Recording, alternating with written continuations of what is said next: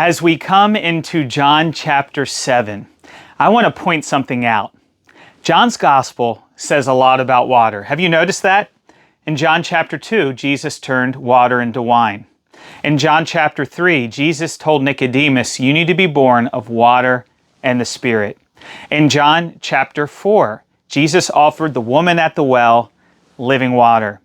In John chapter 6, Jesus walked on the water, and then he said that if you believe on him, you'll never thirst. John 7 is about water too. Don't miss this. We find out that Jesus is at the temple in Jerusalem, and it is the great feast of tabernacles. Some Bibles call it the Feast of Booths.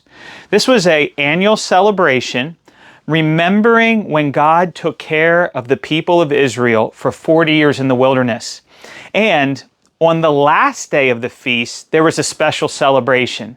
You see, it was a day to remember how God provided for the people food in the wilderness, but also when they were thirsty, he provided water from the rock. It was a day of great rejoicing. There could be millions of people in Jerusalem.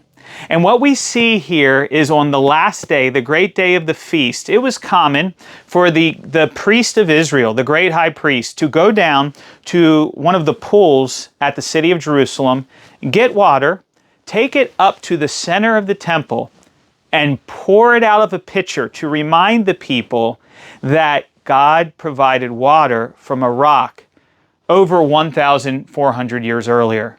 Now, it is at this moment, this great time of celebration where people are so joyful, Jesus begins to speak. And in verse 37, on the great day of the feast, the last day, he says, if you are thirsty, come to me and drink. And he who believes in me, from your innermost being will flow from you rivers of living water. Now, this is a very beautiful idea. Jesus is saying, we have drank from all the wrong places, and we need to know our thirst before we'll ever drink. But he's giving a great offer. I mean, there are literally thousands, maybe hundreds of thousands of people in Jerusalem. And he says his love is greater than all the people there.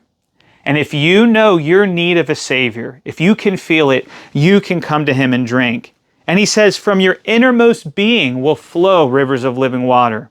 I think this water thing is pointing forward to the end of the gospel. In John chapter 19, we're going to see when Jesus is dying on a cross, water and blood comes from his side. And I think that that's what this is talking about. In fact, one of the great prophets of old, Ezekiel, in chapter 47, talks about a future temple. Now, I don't think he's talking about a temple that will be physically built in Jerusalem. Instead, I think that prophet is talking about a temple that is the body of Jesus. And the prophet Ezekiel says there, if you drink, you'll never thirst again. What is the drink? Well, John 6 told us, right? The blood of Christ, receiving Jesus. He'll meet all your needs, and he'll change your life forever.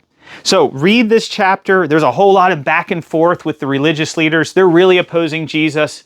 But even as they hate him, he loves them all. And that's what we're supposed to do, love those who hate us. We'll see you in chapter 8.